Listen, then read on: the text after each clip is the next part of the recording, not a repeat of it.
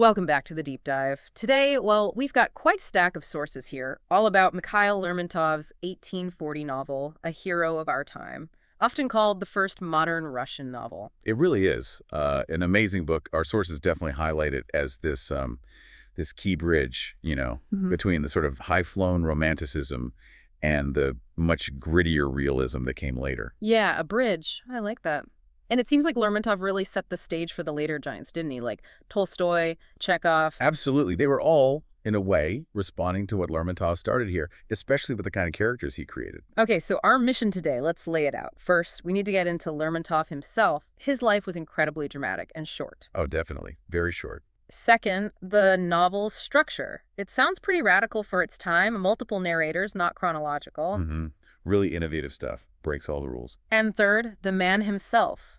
Grigory Alexandrovich Pechorin, probably one of the most famous anti-heroes in literature, the ultimate emotional vampire, as one source put it. That's a good way to put it. And you can't really talk about Pechorin without talking about Lermontov. The parallels are, well, they're hard to ignore. Right. That hook you mentioned, Lermontov's own life, Yep. born 1814. Dies 1841, just 26 years old. And how he died? In a duel. Just the characters in his book. And he was exiled twice, right? To the Caucasus for his poetry and getting into trouble. Exactly. The first time was for that poem, The Death of a Poet, right after Pushkin died in his duel.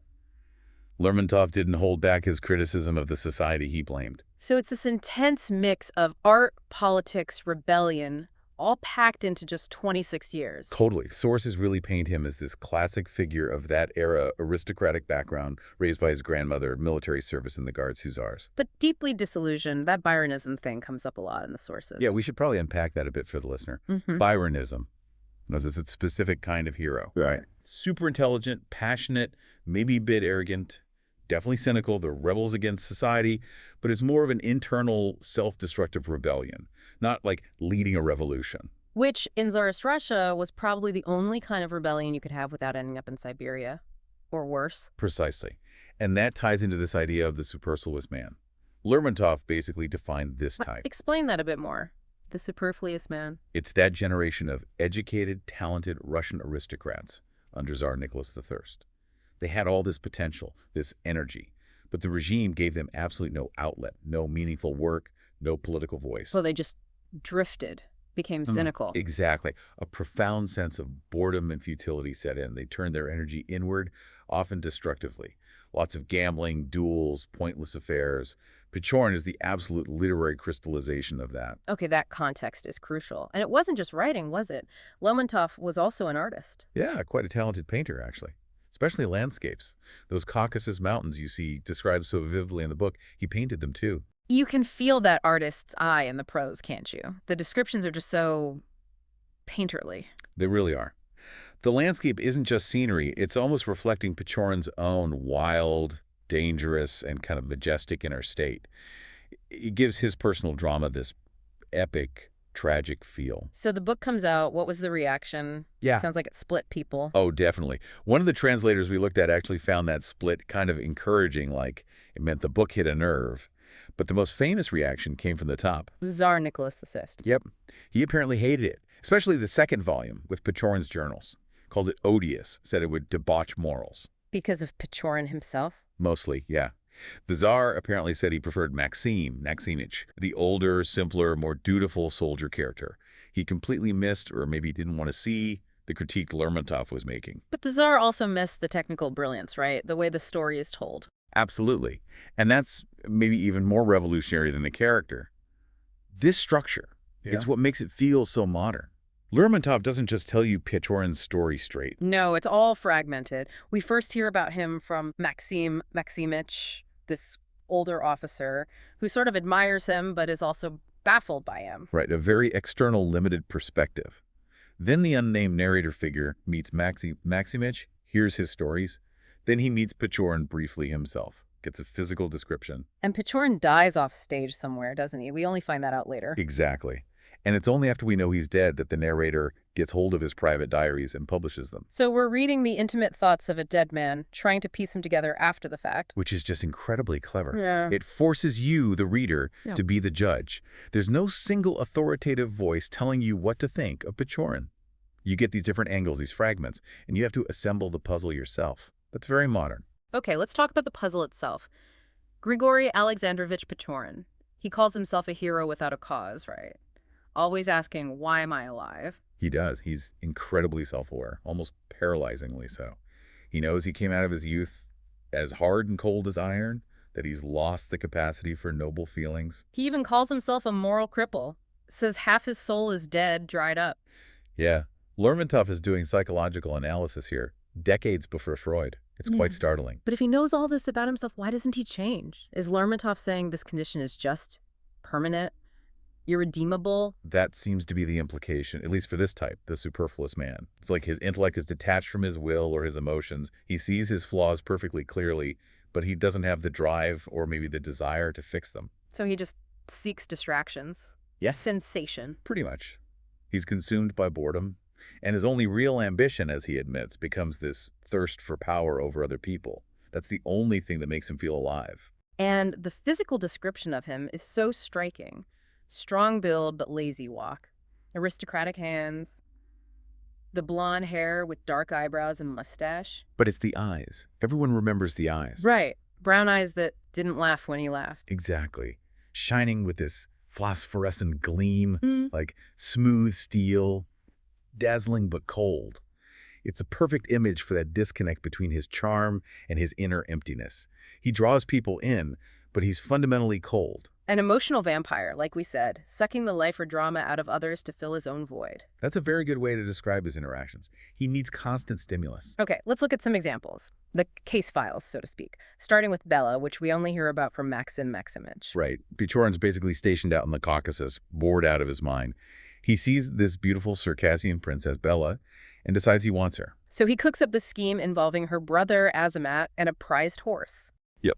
Manipulates Azamat into kidnapping his own sister for Pechorin in exchange for helping Azamat steal Pazbich's horse, Karagos. It's all a game, driven by impulse and boredom. And once he has Bela, the thrill's gone. Maximich notices how quickly he cools off. Yeah, that line is brutal. The love of a savage girl is not much better than the love of a noblewoman. He's basically saying, once conquered, they're all the same, all boring. And when Bela is tragically killed by Kazbich, seeking revenge, Pechorin's reaction. It's horrifying.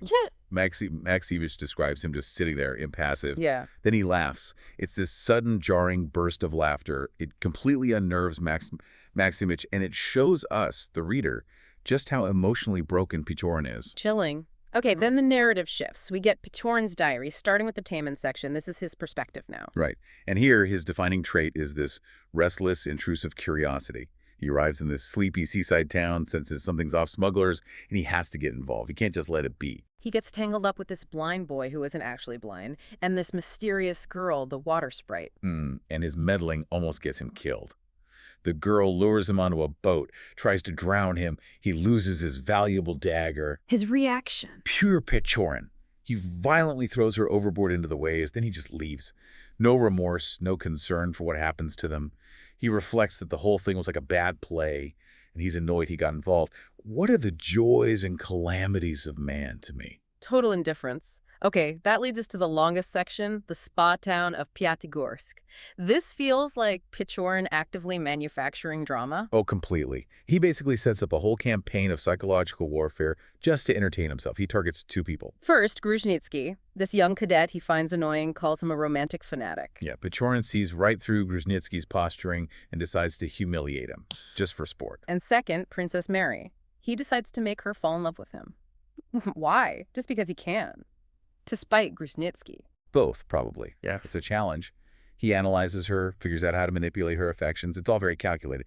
Pure boredom and ego. But then there's Vera. She's different. Yes, Vera is his past love, now married. She seems to be the only person who truly understands him, whom he can't entirely fool. She tells him she's drawn to his darkness, essentially. She recognizes the pain he causes, but is still bound to him. He uses her as a sort of emotional anchor, doesn't he? While playing games with Mary. He does, and he has these cynical observations about women. how they need constant emotional disturbance to stay interested. It's all about power dynamics for him. Relationships are battlegrounds. Which leads inevitably to the duel with Grushnitsky. Grushnitsky and his friends plan to just humiliate Pechorin with blank cartridges. But Pechorin finds out, and instead of avoiding it, he escalates things. He prepares with this unnerving calm, reading a novel the night before. Walter Scott, wasn't it? Yeah, complete detachment. The duel isn't about honor for him. It's the ultimate stage for his psychological dominance. He insists on fighting on a clifftop, exposes their plot, forces them to load a real bullet. He puts Grushnitsky in an impossible position. Retract the slander or face death. And Grushnitsky, trapped by his own false pride, can't back down. Pechorin shoots him, kills him. Brutal. But then, what happens immediately after is maybe the key to Pechorin. It really is. He rides off, seems totally composed, but then he gets word that Vera, his anchor, has been found out by her husband and has left town, and Pechorin just collapses. He weeps, not for the man he just killed, but for himself, for losing Vera. Exactly. The mask shatters. He feels the consequences, but only when they directly impact his comfort, his emotional needs. It's the ultimate self-absorption. That whole sequence lays bare his core contradiction. Capable of decisive, even ruthless action, but emotionally driven by self-pity, which brings us to the last part, the fatalist. Yeah, the philosophical capstone. It tackles that big question looming over his generation. Fate versus free will. Is everything predetermined? The setup is this wager. Lieutenant Vulich, this kind of gloomy character, decides to test fate. Puts a pistol to his own head, pulls the trigger, and it misfires. Seems like fate saved him. But Pechorin, observing him, says something uncanny.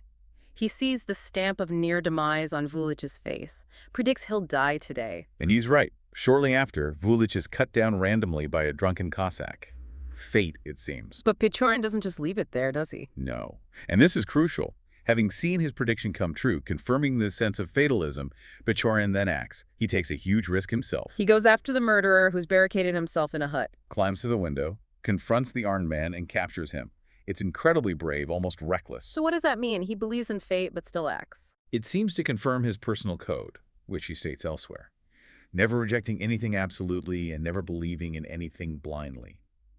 He acknowledges fate might exist, but he still chooses to exert his own will, his own agency within that possibility. He has to test it himself. So wrapping this up, Lermontov, through Pechorin, really gave us this archetype of the modern alienated individual, didn't he? Absolutely. This endless search for feeling, for sensation, because ordinary life just feels dull. He says he feels like a sailor born and bred on the deck of a pirate ship. Reality can't live up to the drama in his head. That disconnect is so modern. And that core contradiction you mentioned, immense capability, immense strength, but used for what? He calls himself the axe in the hands of fate. He realizes his love brought no one happiness because he only loved for himself. Yeah, Lermontov seems to suggest that true depth of feeling can't coexist with these constant, violent upsurges Pechorin creates. Peace and depth require something else. It leads to that final, almost wistful thought Pechorin has near the end. If everyone loved me, I would find endless sources of love within myself. Which is just heartbreakingly backward, isn't it? He's looking for external validation to fill an inner void that he created and sustained. Right. And maybe that's the final question for you, the listener, to think about. Was Pechorin fundamentally misunderstanding his own emptiness? Was he seeking love and power from the outside when the real problem was the internal landscape he'd already scorched? Was the whole quest of the superfluous man doomed from the start by this internal failure? A chilling thought to end on. Lermontov really doesn't give easy answers. He certainly doesn't. Well, that's all we have time for on this deep dive. Thanks for joining us.